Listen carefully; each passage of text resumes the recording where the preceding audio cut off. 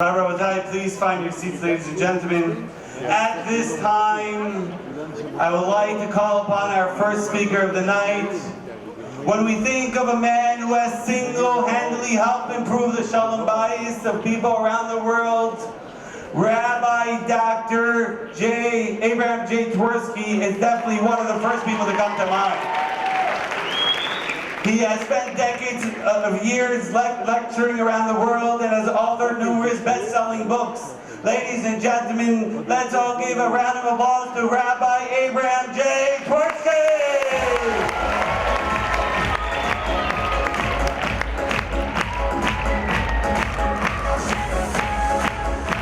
Sit down. Hey.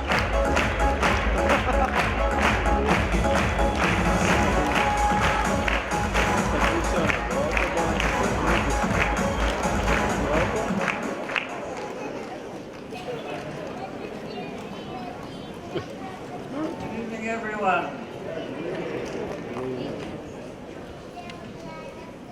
Many of you, I'm certain, have already started planning for the great event that's going to happen in the next few weeks as we celebrate Chag HaMatzos, as we celebrate Pesach. And it wouldn't surprise me that some of you have already begun the work in preparing for Pesach. Sure. And we say that Pesach is Zman Cherutenu, the season and the celebration of our freedom, of our independence. Now, I used to wonder if Pesach is an independence celebration. Well, we know how you celebrate an Independence Day. You have a parade and firecrackers and speeches and picnics, and then you go home. Who ever heard of celebrating an Independence Day for 7 or 8 days? And not only a week's celebration, but look what you have to go through with preparing for the Pesach 2 weeks in advance. Well, okay. It's maybe a little bit of an overkill. But then every Friday night when we say Kiddush, Zecher L'Tziat Mitzrayim. And when we put on the tefillin, it's Zecher L'Tziat Mitzrayim.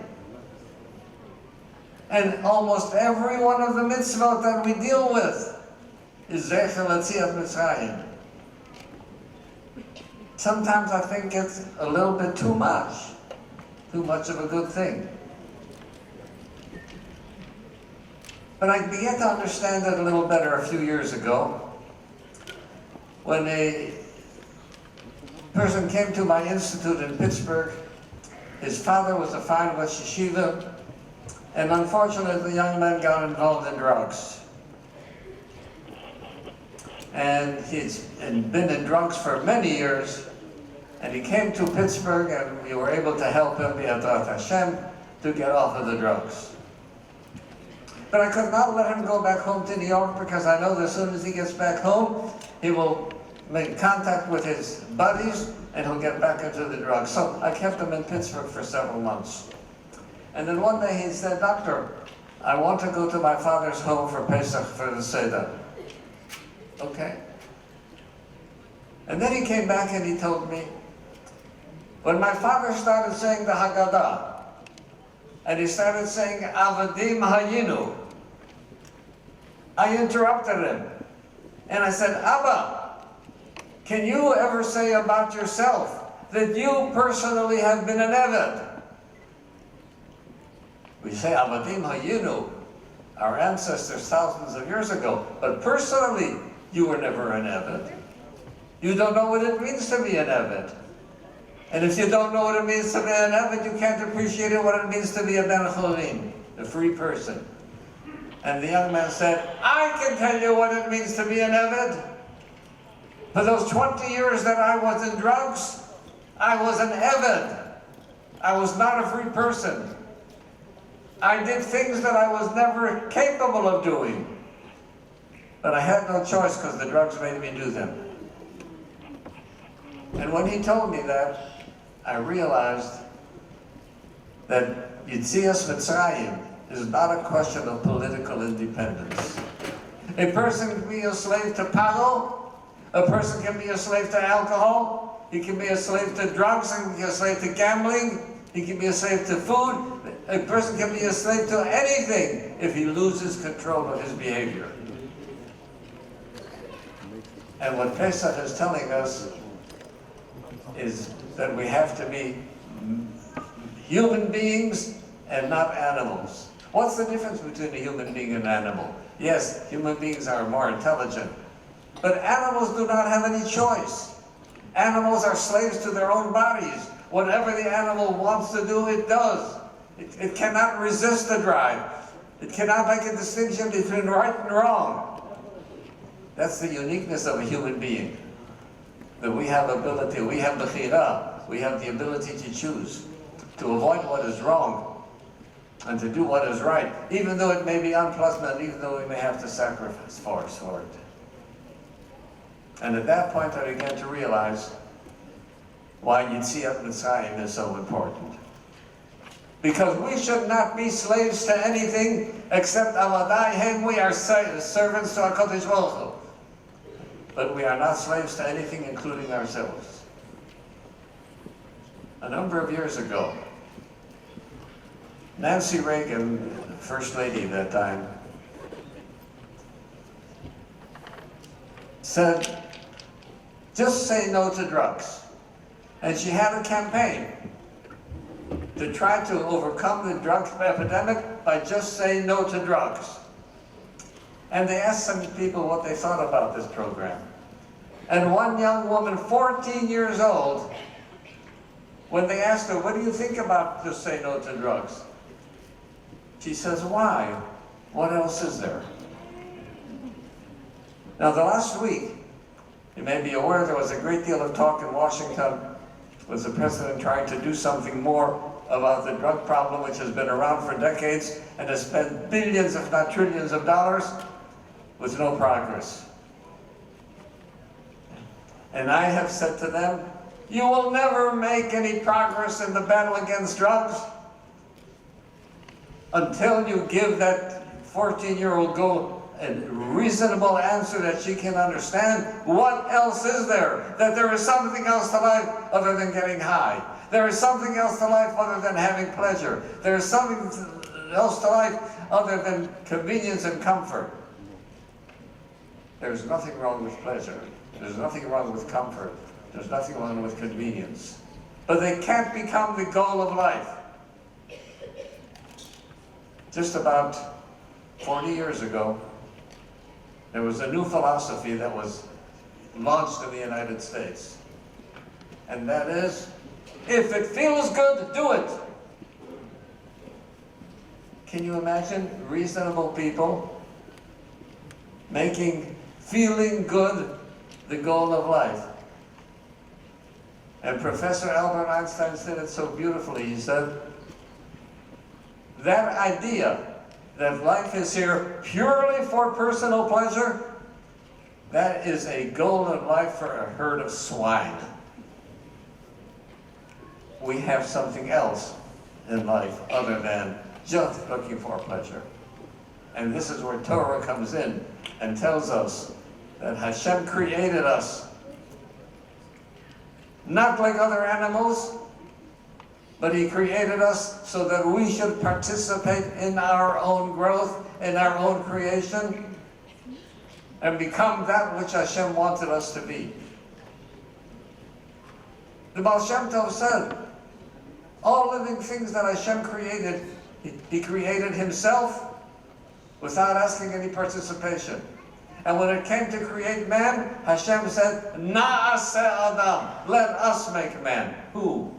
Who's the us? And the Baal Shem Tov says that Hashem was talking to man himself. And He said to Adam, He said, look, I created you with a body, and I created you with a potential, and I created you with a neshama, so that you should become something different than an animal that has no control of oneself. And if we look through our history,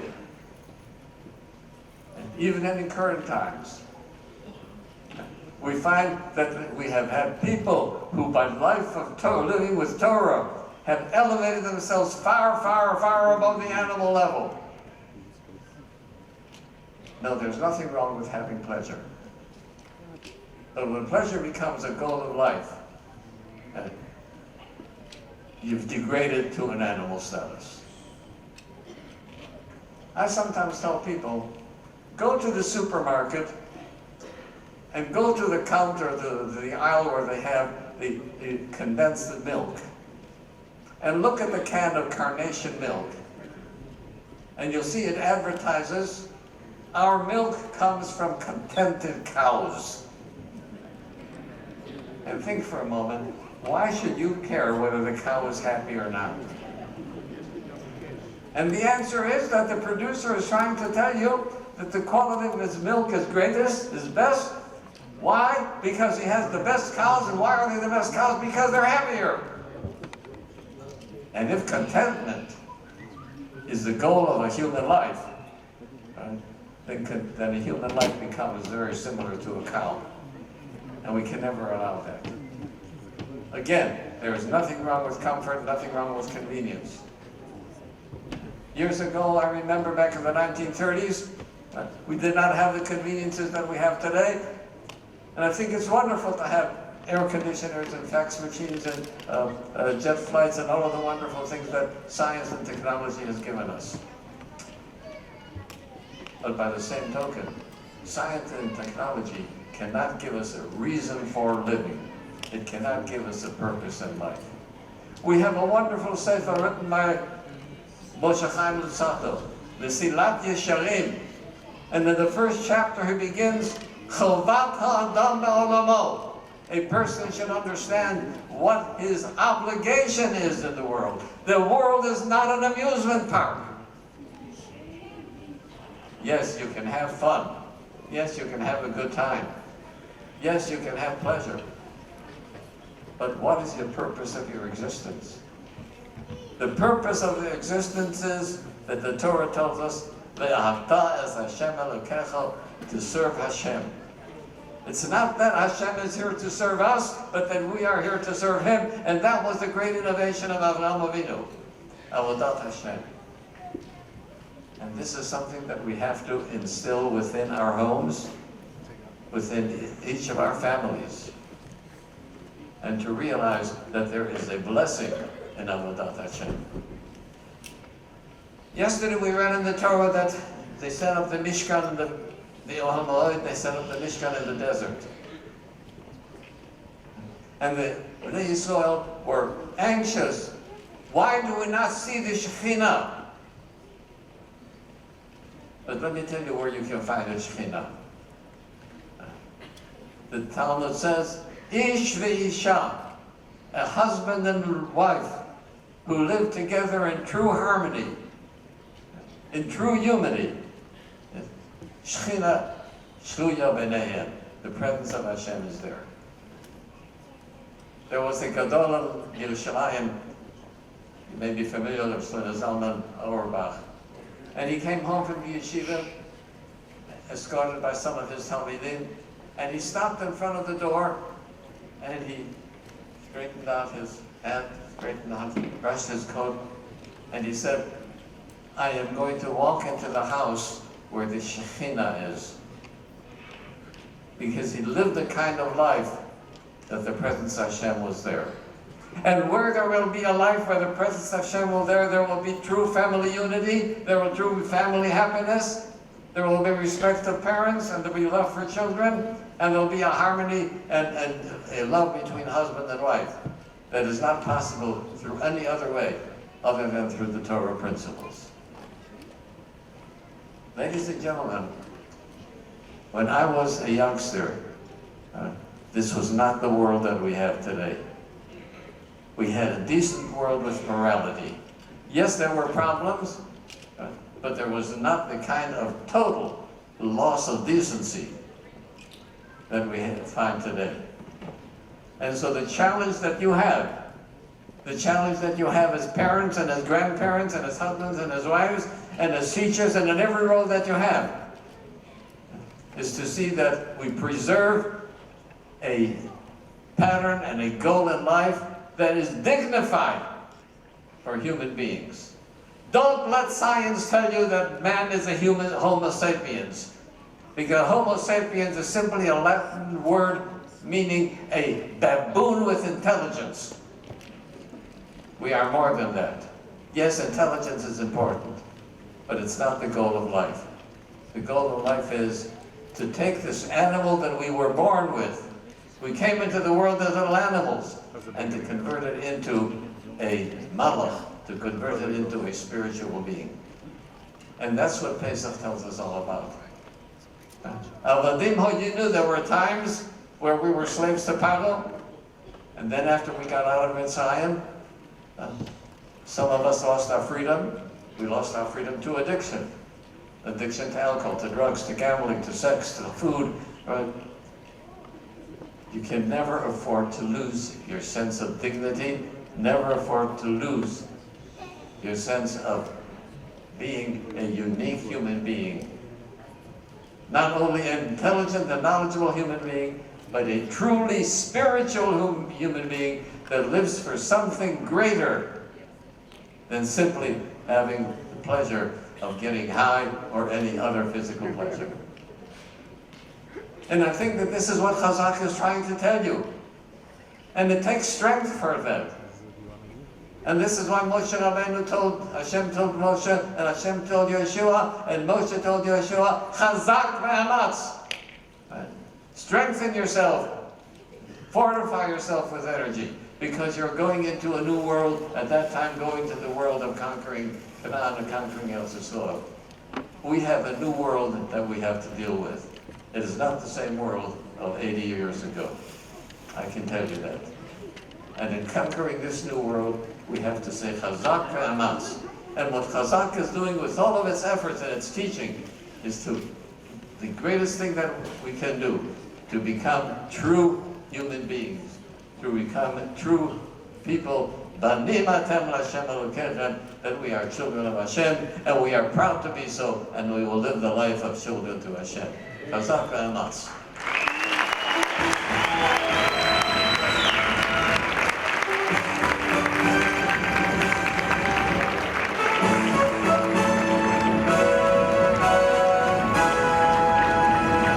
Ladies and gentlemen, one more round of applause to Rabbi Dr. Rabbi Twerski! Woo!